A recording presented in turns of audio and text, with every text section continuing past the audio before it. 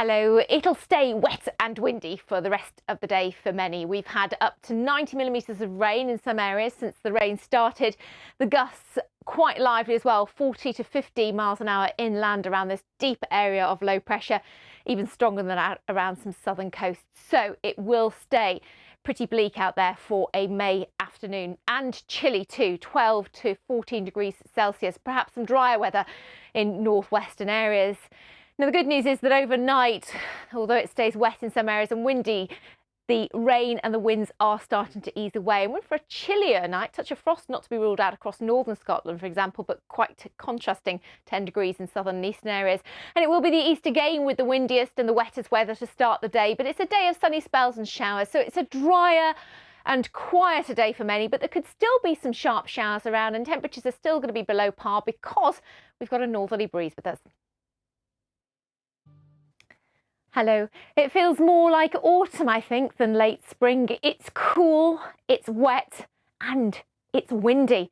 This is the extent of the clouds swirling around an unseasonably deep area of low pressure currently sitting across the British Isles. It was with us yesterday, it's with us for the remainder of today, and it's producing gales and gusts of wind close to 90 miles an hour at the Needles in the Isle of Wight.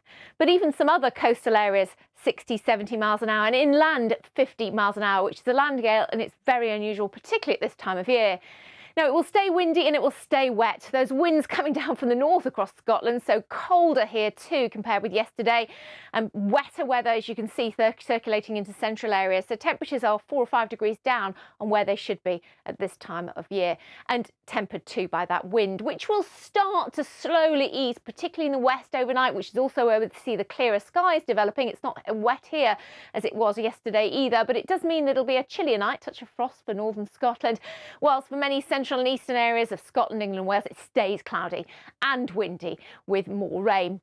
But eventually on Saturday, for most, it will become less windy, drier and brighter with a few showers before more rain rolls in for the second half of the weekend. It won't be as windy, but the winds will be picking up once again.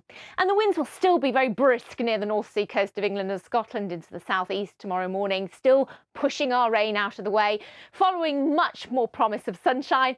But equally at this time of year, with chilly air and a strong May sunshine, we will see those showers developing. Only 12 to 14 once again. That's the winds coming down from that north, from that really chilly place up in the Arctic, which we've become so used to. Then as we go through Saturday night, there's a brief ridge of high pressure, so a colder night with more widespread frost. And then come Sunday, our next area of rain to bring Northern Ireland, we think a wet morning. That rain then crosses the Irish Sea into western fringes of England, into Wales, into western Scotland, with showers following behind. Some brightness and dryness up towards the northeast of Scotland, holding on to some drier weather into the afternoon further east. But again, temperatures no great shakes really, as you can see. Into next week, low pressure is still with us, so it's still a case of sunny spells and showers. It's just with the winds easing, the temperatures might just creep up a few degrees. As ever, there's more on the website.